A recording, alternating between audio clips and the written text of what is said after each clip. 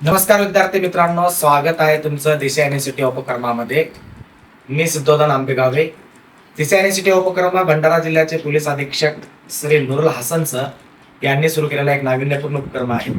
या उपक्रमाच्या माध्यमातून कोचिंग दिली जाते, त्यानंतर इथं रिडिंगची व्यवस्था करण्यात आलेली आहे, सोबतच टेस्ट पेपर घेतले जातात आणि या उपक्रमाच्या माध्यमातून भंडारा जिल्ह्यातील जे भूतपूर्व विद्यार्थी आहेत त्यांना जास्तीत जास्त मोठ्या प्रमाणामध्ये पदावरती लावणे हा या उपक्रमाचा हेतू आहे.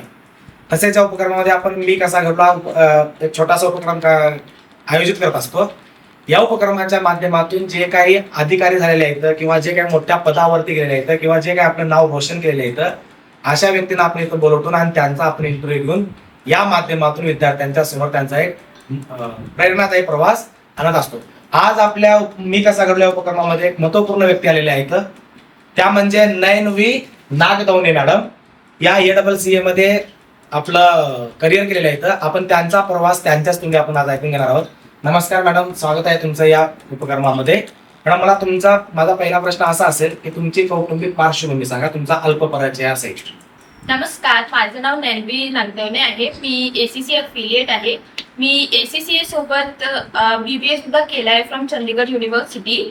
आणि सध्या मी आता माझं जस्ट एक्झाम्स कम्प्लीट झालेले आहेत. माझ्या फॅमिलीमध्ये माझे बाबा आहेत, ही इज अ पोलिसमॅन.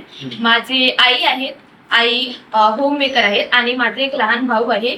तर when it comes to me ACCA start केलं होतं 2021 मध्ये. जस्ट माझं 10th कम्प्लीट झालं होतं आणि मी स्टार्ट केलं होतं आपलं. मला आधी जो होतं CA मध्ये इंटरेस्ट होतं, बट मी ऑपॉर्च्युनिटीज जे आहेत ते एक्सप्लोर केले and then I got to know about ACCA. आणि मग मी इथं एनरोलमेंट केलं. मी आपले सगळे 13th एक्झाम कम्प्लीट केले आणि आज मी आहे affiliate. I was also district topper in my 12th class. So yeah, that was all about me. Okay, तुझा प्रश्न असा असेल मॅडम की तुम्ही CA करण्याचा अर्थ सांगताना म्हणले की CA करायचं होतं मला, पण नंतर ACCA मध्ये म्हणजे ACCA मध्ये गेलं. तर त्या CA आणि CA मध्ये नेमका काय फरक आहे? तर CA जे आहे हा इंडियन कोर्स आहे अँड फायनान्स अँड अकाउंटिंग मध्ये सगळ्यात जास्त बेस्ट कोर्स असं म्हटलं जाते CA, which is a very good course. But when it comes to ACCA हा इंटरनॅशनल प्लॅटफॉर्मवर अकाउंटिंग अँड फायनान्सचा कोर्स असते. तर डिफरन्स फक्त एवढा आहे की CA मध्ये आपण Indian standards, Indian taxation, Indian rules, everything about India you learn in your CA. But when it comes to your ACCA, तुम्हाला different countries, especially your UK taxation and IFRS standard, ethics, professionalism, performance management, business, overall एक broader scope जे आहे ते आपल्याला ACCA मध्ये बघायला मिळतो. तर मला ते जास्त इंटरेस्टिंग वाटलं. माझं लर्निंग स्टाईल ACCA मध्ये जास्त होतं, सूट होत होतं. तर I choose ACCA over CA. ACCA करण्याचा निर्णय कसा घेतला की असं कोणती गोष्ट घडली की आपल्याला ACCA करायला पाहिजे? So I was in my 8th standard आणि सगळ्यात आधी जेव्हा मी लहान होते तेव्हा तर मला पायलट बनायचे होते. आय वॉज की वाव, मी जाणार, प्लेन उडवणार, खूप असं होतं माझं. बट जसं जसं मी मोठी झाली मला कळलं की you need to pay lot of fees. तुमची फीस जी असते ती करोड्स मध्ये असते, पायलट मध्ये, राईट. देन थोडंसं मोठं होताना माझं इंटरेस्ट जे आहे, माझं एक सब्जेक्ट होतं, मी IT नाही घेतलं, माझं 9th आणि 10th स्टँडर्ड मध्ये मी घेतलं होतं समथिंग फायनान्शियल मॅनेजमेंट. आणि तिथून मला थोडंसं कॉमर्सचं माहिती पडलं की commerce is also good, business understanding and everything. तर तेव्हा मी डिसाईड केलं की मला आपलं जे करिअर आहे ते ह्या फील्डमध्ये करायचंय. ACCA बद्दल आमच्या विद्यार्थ्यांना काय सांगतात तुम्ही त्याच्याबद्दल नाही? ओके, सो ACCA जे आहे हे एक इंटरनॅशनल कोर्स आहे, बेसिकली अकाउंटिंग अँड फायनान्स मध्ये. If you are interested in your accounting या फायनान्स तर तुम्ही हे जॉईन करू शकता. Other than accounting and finance तुम्ही हे पण बघाल की आपलं बिझनेस कसं आहे, राईट. ओके, देन बिझनेसला ओव्हरऑल कसं करायचंय. फॉर एक्झाम्पल, जर सेल्स जे आहे ते कमी होत आहे, आता आपल्याला सेल्स इन्क्रीज करायची आहे, तर तुम्हाला काय करायचं, तुम्हाला ब्रेकडाऊन करायचे सगळे स्टेप्स जे आहेत की एक्झॅक्टली प्रॉब्लेम काय, you need to find out that, right. तर हे सगळं म्हणजे करणं, हे सगळं प्रॉब्लेम सॉल्विंग स्किल्स जसं असतात. Then you have your professional marks also. तर ACCA प्रोफेशनल लेवलमध्ये यू सी की खूप सारे असे प्रोफेशनल मार्क्स सुद्धा असतात. तर ते सुद्धा तुम्हाला शिकायला मिळते की स्केप्टिसिझम काय. आता scepticism is a new word, right. But scepticism म्हणजे काय की तुम्हाला असंच नाही की त्यांनी म्हटलं की अरे सर आमचे फायनान्शियल स्टेटमेंट तर खूप चांगली आहे, प्लीज प्लीज तुम्ही हे करा. तर तुम्हाला असं नाही करायचंय की अरे त्यांनी म्हटलं हे तर माझा भाऊच आहे. No, you don't have to do that. What you have to do is की तुम्हाला चेक करायचंय, क्रॉस चेक करायचंय की एक्झॅक्टली काय आहे, एक्झॅक्टली काय केलंय, है ना. तर until and unless you don't get that तुम्हाला बिलीव्ह नाही करायचे. तर हे सगळे जे डिफरंट अप्रोचेस हे डिफरंट वस्तू वगैरे आहेत, हे सगळं तुम्ही ACCA मध्ये शिकला.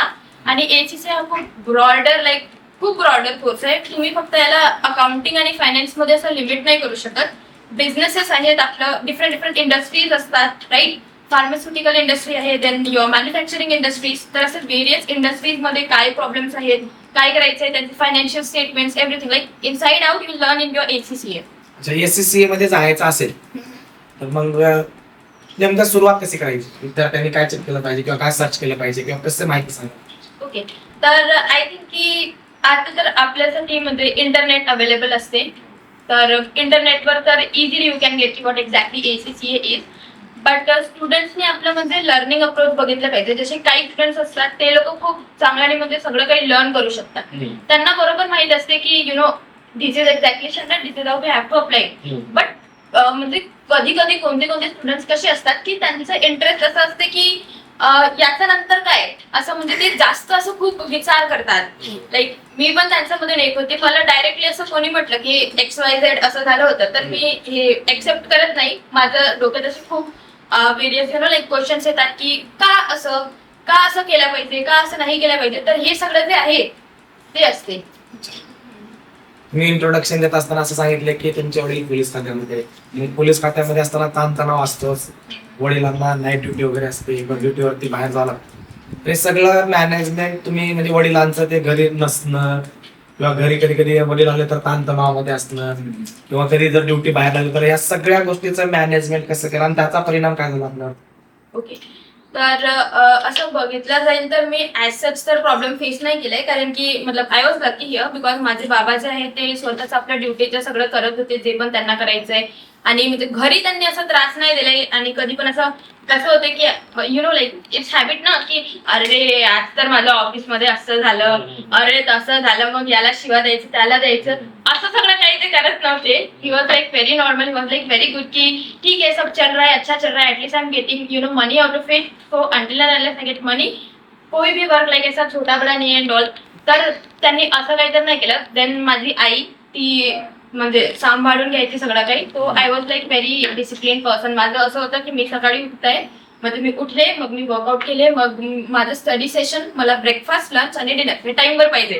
तर 7:30 वाजता मला माझं असं म्हणजे डिनर पाहिजे होतं. तर माझी मम्मा like she used to make sure की जे पण कॉल्स आहेत, जे पण सगळं काही जे पण आहे ते आधी करायची, नाहीतर नंतर, पण माझ्या टाइमवर मला सगळं काही मिळायचं. तर मी ऍज सच तर प्रॉब्लेम नाही फेस केलाय बिकॉज मेरे पेरेंट्स म्हणजे माझे पेरेंट्स खूप जास्त सपोर्टिव्ह होते. बट या समटाईम्स असं होते ना की म्हणजे त्यांचे खूप जास्त नाईट ड्युटी अँड ऑल, तर ते लेट येत असतात अँड ऑल. तर इनफॅक्ट मीच जायची आणि दार उघडायची की या पप्पा welcome. And then he used to get happy की वाव माझी जी मुलगी आहे ती, मी तर एवढ्या वाजतापर्यंत ड्युटी केलं, 2-3 वाजतापर्यंत माझी मुलगी 2-3 वाजतापर्यंत अभ्यास करते. त्यांना अजून एक मोटिवेशन यायचं. या घरामध्ये फॅमिलीमध्ये किती बहीण भाऊ? माझा एक भाऊ आहे. तो काय करतो? तो सिंहगडमध्ये B.Tech करत आहे, इंजिनिअरिंग. अच्छा, म्हणजे घरामध्ये अगोदरपासून शिक्षणाचं वातावरण होतं. हा, येस. वडिलांनी तयार केलं होतं? वडिलांपेक्षा मला असं वाटतं की माझ्या आईचं खूप हे होतं म्हणजे शिक्षणाचं. तिला खूप त्यांना म्हणजे असं वाटायचं की आम्ही आपल्या काळामध्ये नाही केलं तर माझ्या मुलांनी केलं पाहिजे. तर आधीपासून तो पुश आम्हाला मिळायचं की बेटा अभ्यासात तरी म्हणजे बरोबर राहा, तुम्ही इतर गोष्टी नाही केल्या तरी चालणार, अभ्यासावर थोडं लक्ष द्या, असं सगळं. अच्छा, तुम्ही सांगताना असं सांगितलं की SCCA मध्ये तुम्ही 13 सब्जेक्ट घेतले होते. त्याच्यामध्ये मग त्या 13 सब्जेक्ट बद्दल माहिती आणि ते सगळं मॅनेजमेंट आणि ते कन्सिस्टन्सी ठेवणे हे कसं मेंटेन केलं सगळ्या गोष्टी? ओके, तर ACCA मध्ये ऍक्च्युली जेव्हा मी गेलो होतो तेव्हा 3 लेवल्स असतात. नॉलेज लेवल, स्किल लेवल आणि मग प्रोफेशनल लेवल असते. तर नॉलेज लेवल थोडं इझी, मग skill level difficult, professional level extreme level. म्हणजे की खूप जास्त खूप एक्स्ट्रीमली डिफिकल्ट. तसं तर बघितलं गेलं तर सगळंच डिफिकल्ट आहे. मी म्हणजे माझं शेड्यूल कसं केलं, मी तेच सांगितलं की माझे जे आई बाबा होते त्यांनी मला खूप सपोर्ट केला, लक्ष ठेवलं, लक्ष दिलं. आणि अभ्यासाचं असं होतं कन्सिस्टंट मी कशी राहायची. तर मी काय करत होते ना की म्हणजे माझं असं नव्हतं की मी 8 तास बसेन आणि 8 तास 8 तास एकदम असा अभ्यासच करेन, असं माझं कधी पण नव्हतं. मी एकदम असं चुलबुल चुलबुल माझं डोकं. तर मी 2 तास मॉर्निंग मध्ये, 2 तास आफ्टरनून, 2 तास इव्हनिंग आणि 2 तास नाईट, असं मी आपलं केलं होतं की भाई हे टाइम आहे आपला, ह्या टाइमवर आपल्याला अभ्यास करायचा आहे. मन माझं किती दिवस असे आले जेव्हा माझं मन म्हणजे नव्हतं की मला नाही करायचंय, but still out of habit I just did it की करायचंय म्हणजे करायचंय आपला अभ्यास. मग 1-2 दिवस कधी असं होत होतं की गॅप सुद्धा घेतला. कन्सिस्टन्सी म्हणजे असं नाही की तुम्ही म्हणजे रोज जेवढं डिसाईड केलं तेवढंच होणार नाही. कधी कधी कमी होतो, कधी कधी जास्त होतो. व्हॉट इज इम्पॉर्टंट की तुम्ही परत या. तुम्ही असं सोडू नका की अरे एक दिवस अभ्यास नाही केला. हे ऍक्च्युअली स्टुडंट्सचे असं असतं की अरे एक दिवस आपला अभ्यास नाही झाला सोडणार, काल नाही झालं तर मग आज काय करणार. तर असं नको करा. जिथून सोडलं तुम्ही तिथून पकडा तो आणि कम्प्लीट करा असं. तर मी तर मोस्टली मंथली स्वतःला टास्क द्यायची, मग वीकली ब्रेकडाऊन, आणि मग म्हणजे डेजनी पण मी ब्रेक. तर मी असं म्हणजे आर्ट्सला नाही बघत होते की 5 hours I studied. No, I used to see की मी जे टास्क दिले होते 3-4 ते मी कम्प्लीट केले काय. जर मी ते कम्प्लीट केले आय यूज टू स्लीप, आणि नाही केले तर मग जागा रात्रभर. जर हा कोर्स जर करायचा असेल तर फायनान्शियल कंडिशन चांगलीच असली पाहिजे असं काही बंधन आहे? हो, हे तर आहे की जर तुम्हाला ही कोर्स करायचा आहे तर financially you need to be strong because of pounds. म्हणजे तुम्ही पाऊंड्स मध्ये पेमेंट करता, तुम्ही इंडियन रुपीज मध्ये पेमेंट करत नाही. आणि ऍज वी नो की आर जो रुपीज आहे, आपले जे रुपीज आहे ते डेप्रिशिएट करते. ठीक आहे, म्हणजे पॉलिटिकल रिझन्स अँड ऑल या. तर त्याच्या कारणाने काय होत असते की तुमची खूप अशी कंडिशन नाही, पण नॉर्मल एव्हरेज पण जरी कंडिशन असेल आणि you are ready to pay for your exam, तर बी गुड टू गो. कोचिंगची तेवढं हे नाही. जर तुम्हाला स्वतःवर कॉन्फिडन्स आहे की भाई कर सकते, तर then yes you can go head with it. त्याच्यामध्ये फायनान्शियल कंडिशन जर बऱ्यापैकी असली तरी करता येतं. जास्तच पैसा असला पाहिजे असं काही नाही, जास्त एकदम असं अबंडन्स मध्ये पाहिजे असं नाही.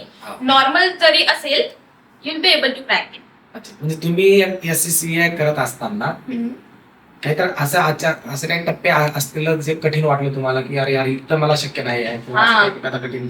तर आय टेल यू, खूपदा असं होत होतं, स्पेशली म्हणजे जे प्रोफेशनल लेवलचे एक्झाम्स असतात ते आर सो डिफिकल्ट. तर मी क्वेश्चन्स करत होते ना, तर मला रडायला येत होतं की हे काय क्वेश्चन आहे, हे एवढंसं क्वेश्चन मला 3 hours मध्ये मला आपली एक्झाम्स कम्प्लीट करायचे, 3 or 4 hours मध्ये. तर हे एक क्वेश्चनला मला 2 दिवस लागत आहेत. मी त्याला कसा आणू, एक तासापर्यंत कसं आणू. तर that was so difficult for me. But I was की नाही, चलते जाणार, नाही समजलं तरी काही नाही होत. आपण थोडं गायडन्स घेऊ आपल्या मेंटॉरशी, आपण विचारू आपण थोडं युट्यूबवर बघू, ChatGPT यूज करू की ChatGPT tell me the answer. तर हे सगळं करून असं म्हणजे मी गिव्हअप नाही केलं. अच्छा. म्हणजे ते तुम्ही सांगत असताना अजून एक सांगितलं होतं की तुमचा पेपर आहे सोबत घरी आजीची डेट. तो या दॅट वॉज द केस जेव्हा माझं लास्ट सेकंड एक्झाम होती, which is AFM. And AFM trust me खूप जास्त म्हणजे सगळ्यात जास्त डिफिकल्ट एक्झाम आतापर्यंत मी जेवढे पण 13 एक्झाम दिले, तर AFM was most difficult exam. तर असं झालं की 3 दिवस होते आणि 3 दिवस म्हणजे अगोदर my grandmother died. So everyone was shattered. काय करणार, कसं करणार, असं तर नाही करू शकत की नाही जाणार. म्हणजे मग आम्ही तिथं गेलं, त्यांचं फ्युनरल अटेंड केलं. मग सगळं काही एकदम खूप जास्त एक्झर्शन झालं होतं की तिथं जा. मग तिथून सेंटर माझं होतं पुण्याला, मग पुण्याला गेली मी. अँड तेव्हा सिच्युएशन अशी होती की I was not even able to type. असं टाईप पण नाही होत आणि ते कीबोर्ड पण मला एकदम असं टफ मिळालं. असं पण नाही की त्याचे कीज जे आहेत ते प्रेस होत आहेत बरोबर. ते पण माझ्यासोबत झालं होतं. आणि त्यांनी टेम्परेचर पण खूप इन्क्रीज केलं होतं तेव्हा. तर कीबोर्ड पण नव्हतं माझी आजी ते पण होते. ते सगळं असं ग्रीफच्या एकदम मोमेंट मधून, आपण एन्व्हायरमेंट मधून आलेले आहोत, हे सगळं झालं. आणि मी म्हटलं की नाही, मला बेस्ट द्यायचं आहे. मी दिलं and just after my exam I vomited out of stress. तर जसंच माझी एक्झाम झाली मी एकदम असं अनकॉन्शियसली झाली. मी पूर्ण वॉमिट केलं, जे पण खाल्लं होतं सगळं. आणि तसंच मी कसं तरी मम्मीने मग मला आणलं होतं. But later on I was able to clear that exam. मी तर केलंच होतं विचार की झालं माझं आता अटेम्प्ट लागणार आहे, बट नाही लागलं. That was good. अच्छा, म्हणजे तो एक वाईट क्षण असताना आपल्याला हम्म. काही सगळं मॅनेजमेंट केलं आणि त्याच्यानंतर हे सगळे या ठिकाणी पोहोचलो. चांगली गोष्ट आहे. तुमचे वडील पोलीस खात्यामध्येच आहेत आणि हा जो दिशा प्रकल्प आहे हा सुद्धा भंडारा पोलिसाच्या वतीने सुरू केलेला आहे. म्हणजे का पोलिसांचीच मुलगी पोलिसांनी सुरू केलेल्या या प्रकल्पामध्ये आलेली आहे. तर या प्रकल्पाबद्दल काय वाटतं नेमकं? दिशा प्रकल्पाबद्दल तर दिशा प्रकल्प आय फील की म्हणजे एक गुड इनिशिएटिव्ह आहे जे तुम्ही सगळे लोकांनी म्हणजे घेतलेलं आहे. बिकॉज असं होते की मुलांची स्वप्न मोठी असतात बट समटाईम्स फायनान्शियल कॉन्स्टन्स असे येत असतात की पप्पांजवळ पैसे नाही आहेत, फायनान्शियल स्टेबिलिटी तेवढी नसते. तर असं होते की आपले स्वप्न आहेत ते म्हणजे पूर्ण झाला पाहिजे. त्याच्यासाठी यांनी जे इनिशिएटिव्ह घेतलाय ते मला लाईक खूप आवडलं. पर्सनली तर मला आवडलं की वाव, लाईक तुम्ही घेतलाय आणि जे लोक जे अफोर्ड नाही करू शकत ते अफोर्ड करत आहेत, ते शिकत आहेत, ते जे त्यांना बनायचं आहे ते बनत आहेत. ते त्यांनी जे डिसाईड केलं होतं पहिले की आपल्याला बनायचं आहे बट फायनान्शियल कॉन्स्टन्स ते फेस करत होते. आता ते मे बी त्यांची एक प्रॉब्लेम जर सॉल्व्ह झाली तर असं होते ना की आपलं जर एक प्रॉब्लेम सॉल्व्ह झाली तर त्याच्यानंतर आपण नेक्स्ट जे आहे स्टेप वर जाऊ शकतो. तर आय फील की लाईक इट्स गुड, चांगलं केलंय. यांची स्वप्न पूर्ण झाले पाहिजे. उपक्रम सुरू केलेला आहे. ह्याच उपक्रमाच्या अंतर्गत तो म्हणजे रॅपिड फायर म्हणजे खूप रॅपिड असणार नाही आहे, परंतु एक असं काय त्यांच्याबद्दल आपण जाणून घेणार आहोत जे आपले प्रमुख पाहुणे आहेत आजचे. तर माझा रॅपिड फायर मधला पहिला प्रश्न आहे मॅडम तुम्हाला की तुमचा आवडता हे जे तुम्ही 13 सब्जेक्ट होते असं सांगितलंय, तर त्यापैकी आवडता सब्जेक्ट कोणता होता? APM advance performance management. अच्छा, कठीण पेपर कोणता वाटत होता? AFM advance financial management. आजी मला आणि छंद कोणता आहे, म्हणजे काय आवडतं? मला कन्सल्टिंग मध्ये जास्त इंटरेस्ट आहे, म्हणजे प्रॉब्लेम सॉल्व्ह करणं एक्झॅक्टली हे सगळं. असं प्रेरणादायी एखादं वाक्य की त्याला बघून असं वाटतं ना आपल्याला की मला असं बनायचं आहे? माय पेरेंट्स. प्रेरणादायी व्यक्ती अथवा वाक्य कोणतं? पेरेंट्स, माझे पेरेंट्स. स्मार्ट वर्क आणि हार्ड वर्क याच्यामध्ये दोन्ही गरजेचे आहेत का दोन्हीपैकी एक गरजेचं आहे? I think both. असा एखादा शब्द सांगाल का आमच्या विद्यार्थ्यांना जो यशासाठी त्यांना आयुष्य वाटलं पाहिजे? कन्सिस्टन्सी. अच्छा, त्यानंतर काय वेगळं करायचं आहे जीवनामध्ये? काय वेगळं करायचं आहे जीवनात? आता तर मी तेवढं डिसाईड नाही केलं. आता जस्ट लाईक मी एक्झाम्स दिले आहेत आपले, तर आता कॉर्पोरेट लाईफ स्टार्ट करायची, ग्रो करायचंय, थोडं लर्न करायचंय आणि मग नंतर ऑपॉर्च्युनिटीजचं बघू आपण जे पण येणार. आमच्या प्रेक्षकांना 3 गोल्डन टिप्स. ओके, तो फर्स्ट वुड बी लाईक की कन्सिस्टन्सी मेंटेन ठेवा. लाईक कन्सिस्टंट राहा तुम्ही. होते असं की कधी कधी आपली ब्रेक होते but still try to maintain it. And second is की डू नॉट स्टॉप ड्रीमिंग. काही पण येत असेल अडचणी अँड ऑल, इट्स ओके, ते जाणार सगळं. बट आपलं तुम्ही म्हणजे जे तुमचं काम आहे ते तुम्ही करत राहा. And third one would be की स्वतःकडे पण लक्ष द्या. बिकॉज आय ऑल्सो डिड दिस की म्हणजे बिलकुल म्हणजे मी जसं माझी एक्झाम द्यायची मला इतका ताप यायचं की बापरे, तर तसं तुम्ही नको करा. तुम्ही नीट जेवण करा, नीट आपलं सगळं काही ठेवा, आपली लाईफस्टाईल मेंटेन करा. कारण की एक healthy body will lead to कुछ भी, एक healthy mind, right? So that's all. तर अशा पद्धतीनं आपल्या दिशा उपक्रमामध्ये मॅडम आलेल्या होत्या. अतिशय सुंदर पद्धतीनं त्यांनी त्यांची मुलाखत दिलेली आहे आणि खूप प्रेरणादायी त्यांचा प्रवास बी आहे आणि एवढ्या कमी वयामध्ये त्यांनी इतकी मोठी अचिव्हमेंट मिळवली आहे, ते खरंच खूप प्रेरणादायी आहे. धन्यवाद मॅडम, तुम्ही आमच्या दिशा उपक्रमामध्ये आलात आणि आम्हाला तुमचा वेळ दिला. धन्यवाद. थँक्यू.